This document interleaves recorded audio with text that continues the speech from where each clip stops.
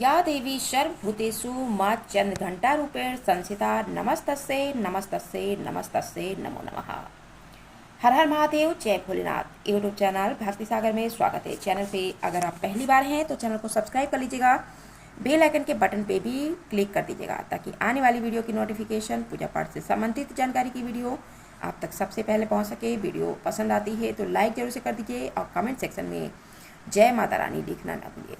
तो दोस्तों वीडियो को शुरू करते हैं। आज नवरात्र का तीसरा दिन है और आज माता के तीसरे स्वरूप यानी चंद्रघंटा माता की पूजा की जाएगी। और आज की वीडियो में जो है चौथे अध्याय को आपके सामने जो है सुनाऊंगी। ऋषि बोले, अत्यंत पराक्रमी उस दुरात्मा महेश के एवं उसकी सेना के द्वारा मारे जाने पे इंद्रादिक देवतागण अपनी वाणियों द्वारा देवी जी की स्तुति करने लगे। जिस देवी जी ने अपनी शक्ति से सारे जगत को व्याप्त कर लिया है, जिसका स्वरूप सभी देवताओं की शक्तियों का समूह है, सभी देवता एवं महर्षि जिसकी पूजा किया करते हैं, उस अंबिका जी को हम प्रणाम करते हैं। वही देवी हमारा मंगल करे, जिसके अतुल प्रभाव को एवं बल को भगवान शेषनाग, ब्रह्मा एवं हरि भी नहीं कह सकते। वह चंडिका देवी सारे जगत के पालन के लिए तथा अमंगल के भय के नाश के लिए विचार करे।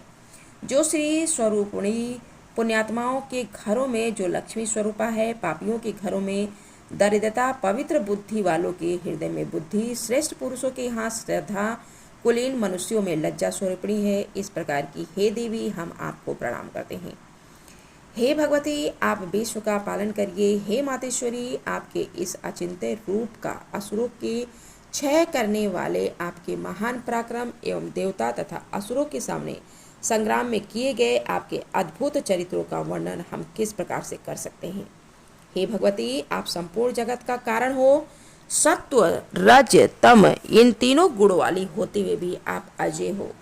दोषों के कारण हम लोग आपको जान नहीं सकते हैं। हम तो क्या विष्णु, शिव आदि भी आपका पार नहीं पा सकते।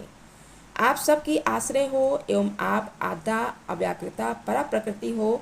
देवी जी, आप सभी यज्ञों में जिसके उच्चारण करने से सभी देवता तृप्त होते हैं, वह स्वाहा एवं पितरों को तृप्त करने वाली स्वधा आप हो।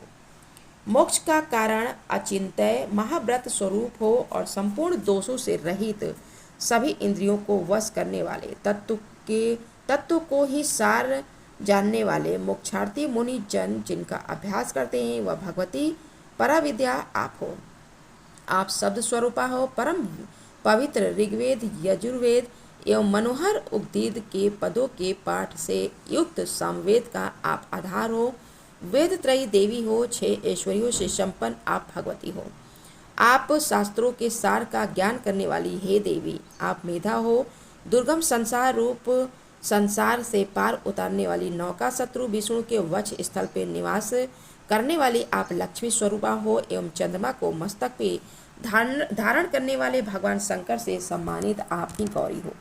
तथापि आपका स्वरूप स्वर्ण से भी उत्तम कांति से युक्त एवं परिपूर्ण चंद्रमा के बिंब का अनुकरण करने वाली निर्मल मंद मुस्कान से शोभित है।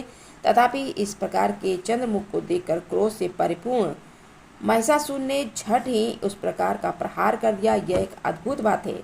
उससे भी अति अद्भुत एवं विचित्र बात यह है कि जब वही मुख क्रोध से युक्त हो, उदय होते हुए चंद्रमा की भांति लाल लाल था, तनी हुई भव्य थी, अति विकराल थी। ऐसा देखकर महिषासुर ने अपने प्राण तुरंत नहीं छोड़े। भला कौन होगा जो क्रोधी यमराज को देखकर भी जीवित नहीं रह सकता। हे देवी, आप प्रसन्न होइए। आपकी प्रसन्नता से जगत का अवधेय होता है और क्रोध में भर जाने से आप तत्काल ही कितने कुलों का नाश कर देती हो। सर्वथा उन्नति दाता देवी जी, आप जिन पर प्रसन्न होती हैं वे ही देशों में सम्मानित हो धन तथा यश पाते हैं और उनका धर्म भी शिथिल नहीं होता है। आपकी कृपा द्वारा ही पुण्यात्मा पुरुष धर्म सभी बिंब कार्य प्रतिदिन किया करता है। आपकी कृपा से स्वर्ग लाभ होता है। इसी कारण आपसे बढ़कर कौन है। आपके सबके संहार के लिए उपकार करने वाली आप सर्वदा दयामयी हो। वे राक्षसों के वध करने से जगत सुखी हो। ये राक्षस सभी नरक के लिए चिरकाल तक भले ही पाप करते रहे हों, संग्राम में इनका वध आपने इसलिए किया था कि मुझसे मरे हुए यह स्वर्ग में चले जाएं। यही मन में रख कर हे देवी जी, आप असुरों को केवल देखने मात्र से ही भस्म क्यों नहीं कर शत्रुओं पे शस्त्रों का प्रहार क्यों कर दिया, इस भी कारण होकर वह उत्तम लोक में मर कर पहुँचे। इस प्रकार आपके क्या विचार अति उत्तम है। आपका शील स्वभाव दुराचारियों के दुष्ट स्वभाव को निर्वृत्त करने वाला है और आपका रूप अचिंत्य है, उसकी अन्य किसी के समान तुलना नहीं हो सकती है। आपका पराक्रम तो देवताओं के पराक्रम को नाश करने वाला, दैत्यों को नाश करने वाला है। इसी प्रकार आप शत्रु पे भी दया किया करती हो। आपके पराक्रम की तुलना हे देवी किसके साथ हो सकती है। आपके रूप भी तो मनोहर हैं, परंतु शत्रुओं के लिए भयदायक है। हे वरदायिनी, त्रिलोक भर में यह आप में ही दिखाई देते हैं। हे देवी जी, शत्रुओं का नाश करके इस सारी त्रिलोकी को आपने रक्षा की और संग्राम में उन दैत्यों का विनाश करके उन्हें स्वर्ग पहुंचा दिया। हमारा भय भी दूर कर दिया, जो कि हमें उन्मत्त दानव डराया करते थे। हे माता, आपको नमस्कार है। हे देवी, हमारी शूल से रक्षा करिए। हे अंबिके, खंग द्वारा हमारी रक्षा करिए एवं घंटा के शब्द तथा धनुष की टंकार से भी हमारी रक्षा करिए। हे चंडिके, पूर्व पश्चिम दक्षिण दिशा में हमारी रक्षा करिए। अपना शूल घुमा घुमा कर उत्तर में हमारी रक्षा करिए। ऋषि बोले। इस प्रकार देवी जी की देवताओं ने स्तुति की और नंदन वन में उत्पन्न हुए फूलों तथा गंध चंदन आदि से जगत की माता की पूजा की। सभी देवताओं ने भक्ति पूर्वक दिव्य धूपों द्वारा अर्चना की। तब देवी प्रसन्न मुख होकर उन देवताओं से बोली, हे सभी देवताओं, अपनी अभिलाषा के अनुसार आप सब हमसे वर मांगिए। देवता बोले, हे भगवती, आपने तो हमारी सभी कामनाएं पूर्ण कर दी हैं, कुछ भी बाकी नहीं है।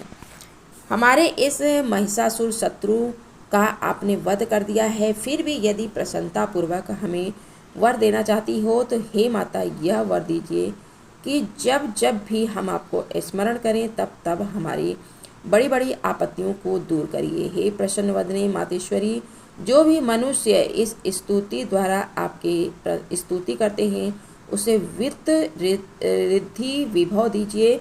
हे अंबिके, हम पे सदा प्रसन्न होइए। ऋषि बोले, राजन, जब देवताओं ने अपने तथा जगत के कारण के लिए इस प्रकार का वर मांगा, तब उन्हें तथास्तु कहकर भद्रकाली अंतर्ध्यान हो गई। हे राजन, पूर्व काल में तीनों लोगों का हित चाहने वाली देवी जी का देवताओं के शरीर से जैसा प्राकट्य हुआ, वह सारी कथा मैंने कह सुनाई है। ये चौथा अध्याय होता है यहीं पे समाप्त। बोलो माता रानी की जय। धन्यवाद।